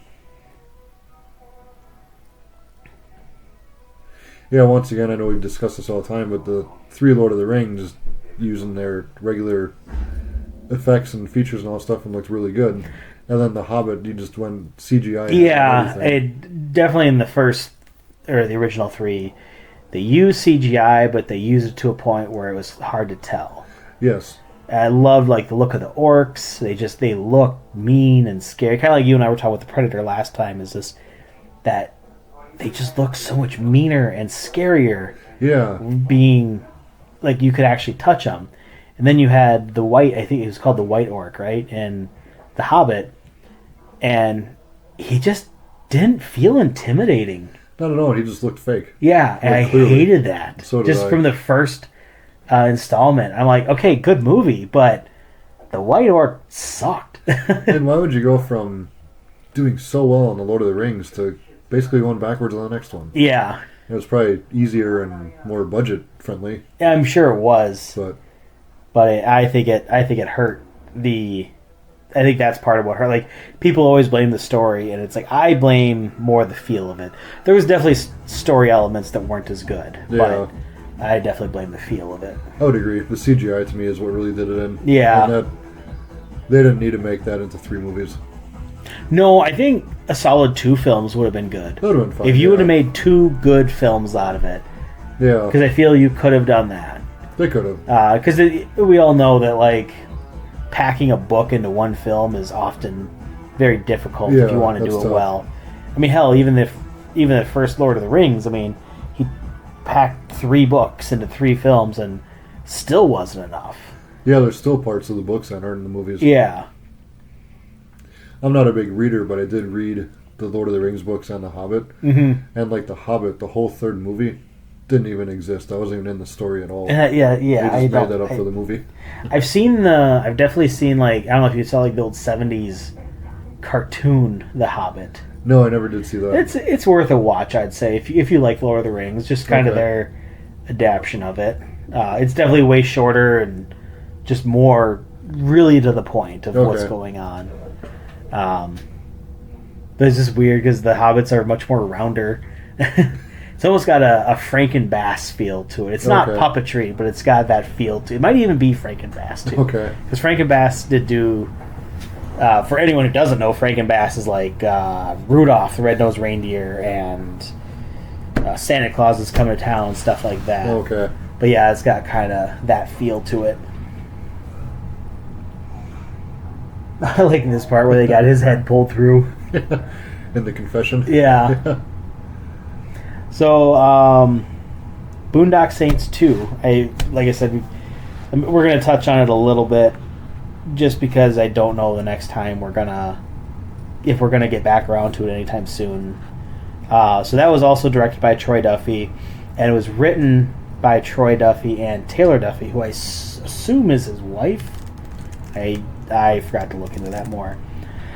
Also starring Norman Reedus, Sean Patrick Flannery, and Clifton Collins Jr. and Julie Benz. And that has a IMDb rating of 6.2, so actually,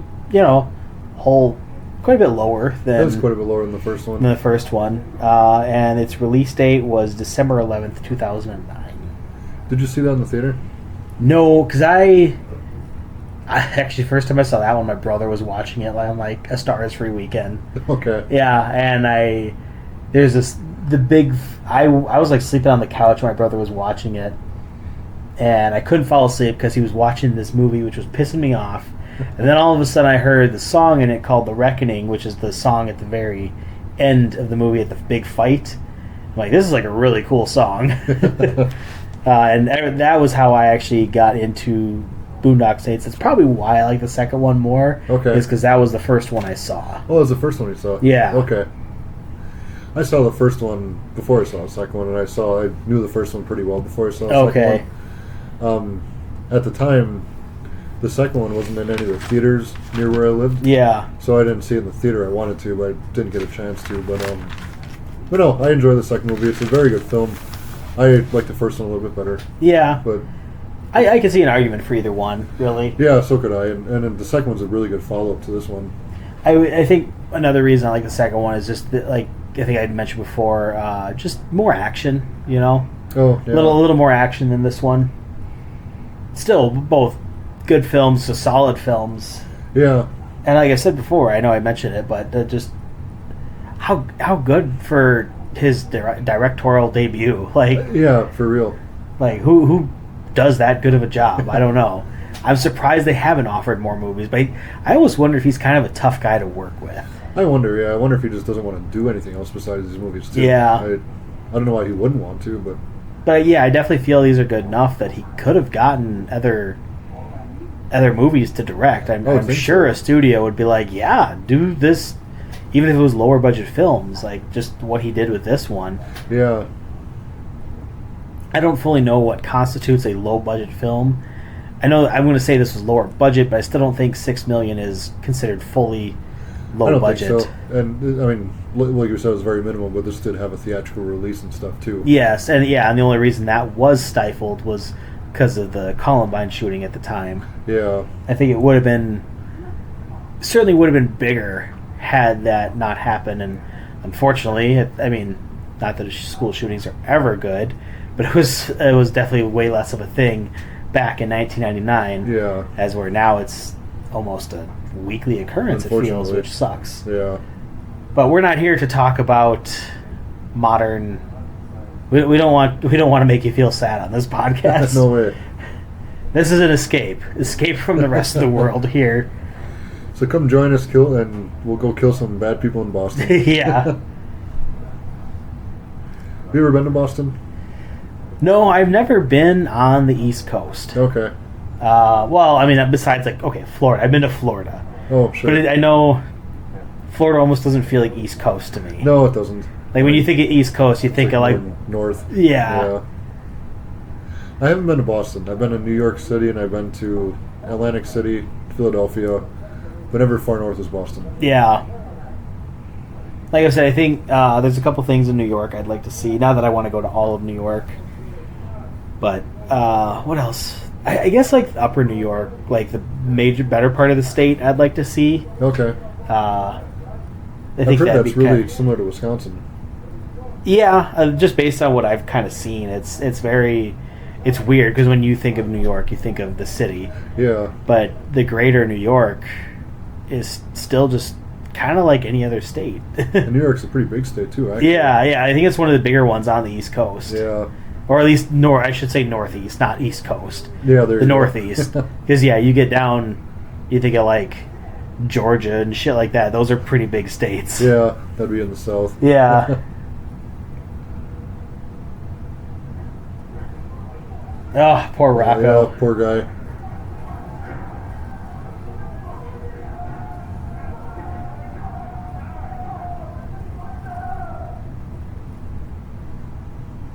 I'd kill this guy too if they killed my best friend. Oh, yeah.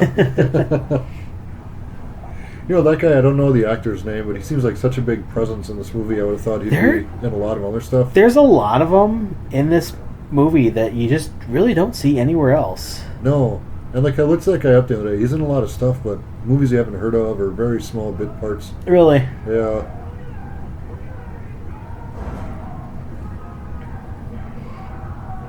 Yeah, I think besides Willem Dafoe, Norman Reedus is the only other person who's rated really big. But Willem Dafoe was big prior to this film too. Yeah, he was a bigger name. Yeah. And although they tried to get some bigger names, in that sense, it didn't work out. But I think it was cast perfectly. I think so too. At least with the brothers. I love the brothers. They feel like brothers to me. I don't know if they feel like twins because I think technically they are twins. They're twins. I don't know the term, but they're the twins where the fraternal twins. Yes. Yeah. Their legs are the same. Yes. But I don't think they can even pass as fraternal twins. Oh, okay. However, I do feel they could pass as brothers. They could pass as brothers. Yeah. Say they're like 2-3 years apart or something. Yes. Yeah. And I kind of agree with what you're saying too. Like, as cool as it would have been to see Ewan McGregor and/or Mark Wahlberg in these roles, with the situation of us being in the theater for 5 weeks or a week in 5 theaters not doing well, I feel like if Mark Wahlberg and Ewan McGregor were in this movie, it wouldn't have done so well as a cult classic. People would have looked at it as like a failed movie because I think I agree. We certainly wouldn't see it in the same light. No, I don't think so. And Norman Reedus is a bigger name now, but I think he's still small enough to where him being in the third one wouldn't be like Arnold Schwarzenegger's in this movie. You know, it'd be Right. a little more down to earth. It would like these definitely two. garner a lot of attention with Norman Reedus in it. Although, Yeah. again, like I said, some of these other films, Norman Reedus doesn't draw a lot. That's true. Like Ballerina, he was hardly even advertised in that movie. Yeah. And that came out last summer when The Walking Dead was super high. Yeah. You know, in popularity. No, the biggest draw to that. Unfortunately, like they always have to rely on. Not that I disliked Keanu's performance in it. I did. I liked it. Yeah. But they definitely relied heavily to promote that film. Yes. Like, by the way, John Wick is still in this. And it's like I mean, I thought the film was good enough on its own, even without John Wick in it. Yeah, it was literally a John Wick movie, just about a Yeah, yeah. It felt no different to me. Same. Like you got that. To me, you got that same John Wick high. You know. Yeah. A lot of action. Yeah. So I still really enjoyed the film, even if he wouldn't have been in it.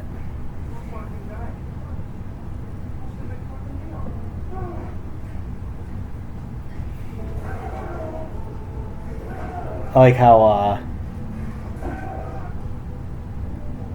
Willem Dafoe's character in this comes dressed up as a hooker, basically.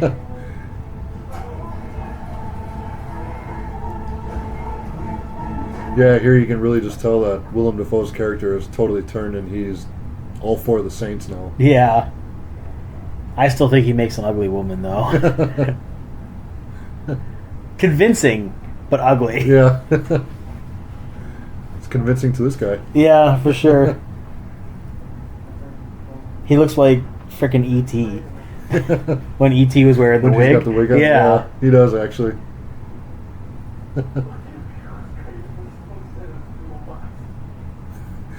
I find it funny, like, unless they called some women to come there for entertainment, why would he be so excited? Why would he think a girl's actually just there to... Right, yeah, he doesn't question it. He's just Yeah. like, nope, this is cool. Just come on in. Yeah. At least they don't come knocking on my door. I don't know. They definitely don't come up. Well, I do live near a strip club, but they don't really come knocking. That's what I don't think I'm going to get into that story on here. Maybe someday we'll give that a little more time. Let Yeah. that simmer a little longer.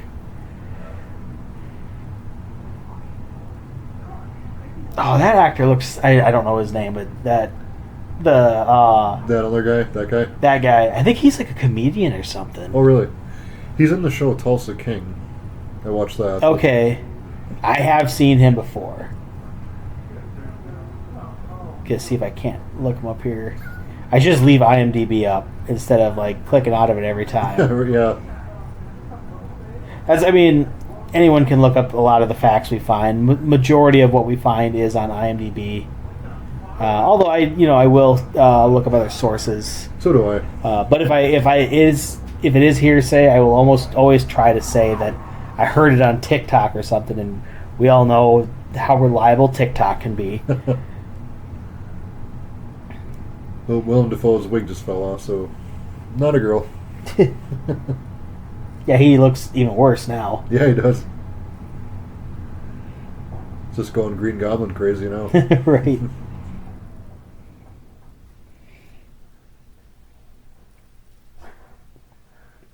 Have you seen The Lighthouse with him? Came out. No, few that years was ago. him and Robert Pattinson, though, right? Yeah. It looked super weird. It was very bizarre. Yeah? It was a real. I would, in my opinion, I'd classify it as a good one-time watch. Okay. It was worth watching. It was very different. Okay, so the guy I was talking about was Kevin Chapman. And he just died. Yeah. I don't know what I've seen him in. I'm sure I've seen him somewhere else. And Yeah. he's just got one of those somewhat recognizable faces. Oh yeah, this is where we find out that Il Duce's... kind of find out that he's their father. Yeah. They don't make it... Do they make it super clear in this film? I don't think. Oh, yeah, because they... When they start saying the prayer, Yeah. that's when he comes in. I guess it probably has been about 25 years since they've seen each other, but I always found it funny in that gunfight scene a few scenes ago and how they're all the brothers are shooting their dad and vice versa. Right. So what's funny is I think Bill Connolly, is that his name? Yeah. He is more known for being, I think, a comedian than anything.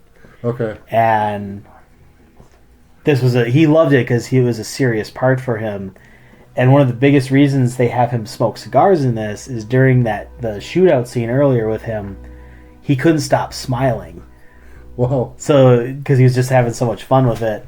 So they put the cigar in his mouth so you couldn't tell that he was smiling during the whole scene. That's funny. I guess that'd be like me if I acted as Wolverine and had Wolverine claws. Right.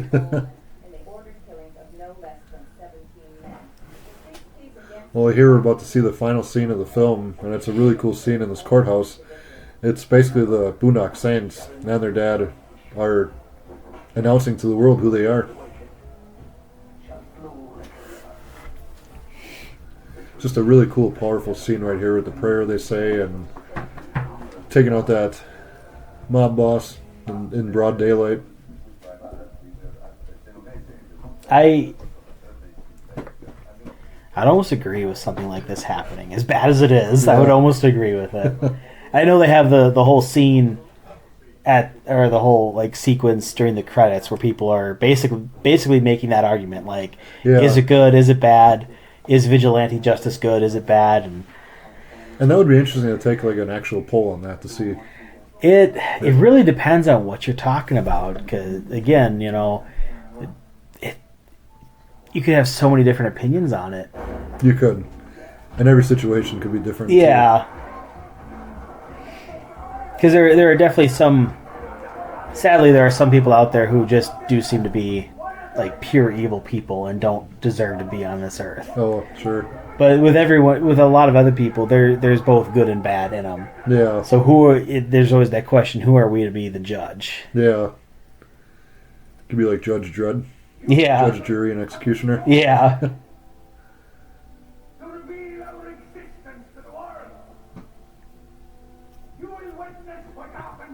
So in the second movie, they're in Ireland hiding for about 8 years in between films. Yeah. When they come back to Boston, are they a known presence? They are definitely a known presence. Okay. I don't think they recognize their calling card more than they recognize them. Okay. They can go around pretty inconspicuous, even though they do discuss in the film like them like dyeing their hair because they had the big beards. Like, maybe we should have kept the beards because it would have been harder to track us down. That would have been weird to see. Yeah, right. I'm pretty sure those beards were fake, and they looked pretty silly with them. They did, yeah. They didn't look normal at all. Yeah, they definitely looked like brothers. I mean, they're definitely more believable as brothers at that point, though. Yeah, they looked very similar at that point. And it's funny because Sean Patrick, his character is making fun of Norman Reedus' character for wanting to be blonde, but in this one, Sean Patrick's almost like a sandy blonde. He almost is, yeah. Yeah. And Norman Reedus, I think, has always just had dark hair. Okay, yeah. I think this was a pretty powerful scene, though. For not being action-packed, it was... I do, too. Yeah. The dialogue is really heavy. Yeah. The music is good. Yeah.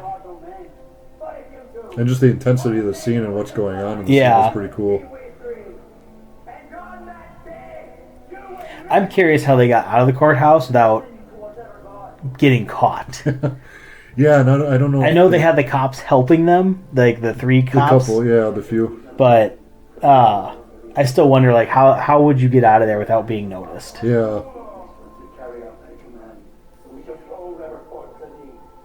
I like how they still have their silencers on, too. Like, does it matter at this point? Yeah, really. And their dad's got a shotgun. He's got the shotgun, yeah. Yeah. Which is definitely not a quiet gun. No. I always find it funny in films, too. They make silencers... They call them silencers, and of course everyone thinks it makes the gun damn near silent. It doesn't, though, does it? Not at all. Okay. It definitely... It's a suppressor. It suppresses the sound. Okay. But it's not silent. I have seen guys on, like, YouTube, like, outfit, like, oil filters from cars to like make them really quiet. Oh, really? Different kinds of guns. Huh. So that's kind of interesting. Yeah, it is. If you think about like, you haven't shot guns a whole lot, right? No, They're not gun. really. I mean, they're pretty loud. They're pretty like. I will go out back behind my house and pop a few off every so often. But I got my garage right next to me, which the sound just like reverberates right back into my left ear. So I always have to wear earplugs when I'm back there. Okay. Yeah, no, I'm not. I have nothing against guns. I just no, we're not. I don't own guns. I have one shotgun I've shot. It's been a while. Yeah. It's a 12 gauge single shot, Okay. and it's probably been about 10 years ago when I shoot it. It hurts so bad that I don't want to do it anymore. Oh yeah. Kick Yeah. You back. may not be holding it right too. Maybe I'm not, and I don't know. Yeah, you really got to tuck it up to your collarbone there, Okay. or not to your collar, but like right here. Right, yeah, okay.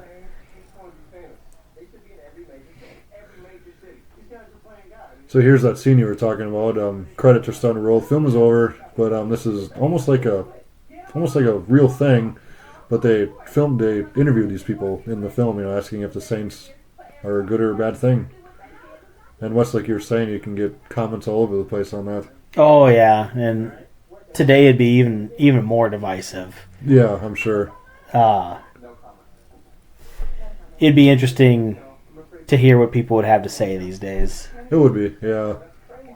Even my opinion could sway either way, either day. Again, yeah, it definitely depends on what we're talking about.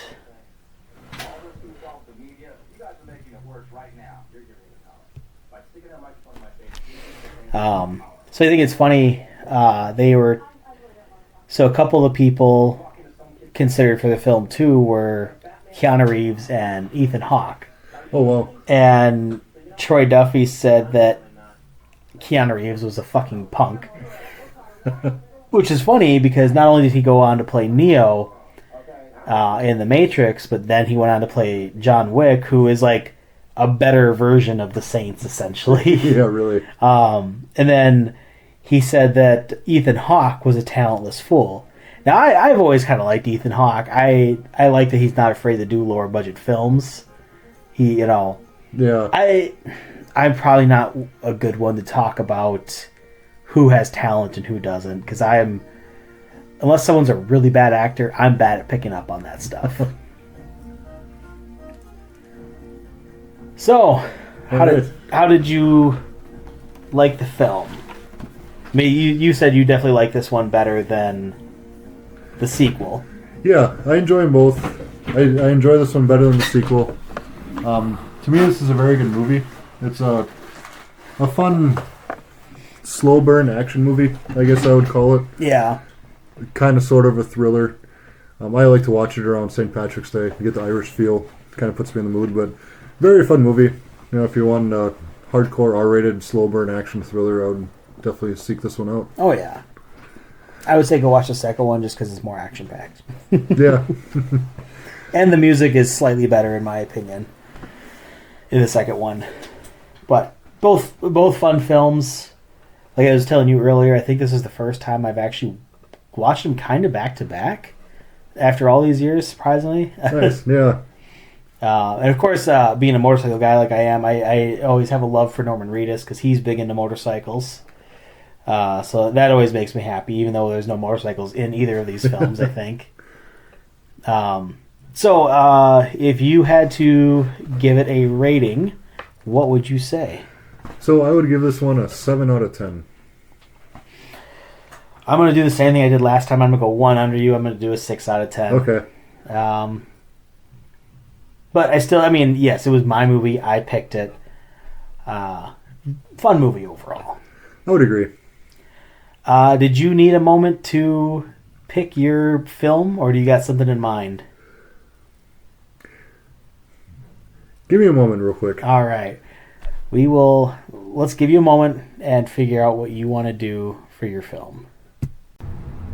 All right. So I think, Sean, you finally figured out which movie you want to do. I think so. Our next episode here, our next podcast will be probably in the next couple weeks. We're going to do it on Step Brothers. That's a good movie. That is. And it's a good change of pace. We've done Well, I mean, X-Men was more comic, action, adventure. This one was more, I don't know, would you call this action? I'd probably classify it as action. Yeah, action drama. Yeah. But I definitely think comedy would be a good one to do. Yeah, it'd be fun. Something different. All right, we're doing one more shot of Jameson before we call it a night. Definitely need it tonight because it is cold out. Negative 23, I think, right Oh. now. Yeah, it's cold. I don't mind winter. I like snow. I am not a fan of the extreme cold. Just not my thing. And nothing likes to work in this. Yeah. All right, cheers. All right. I cannot say the prayer, so we're just going to drink.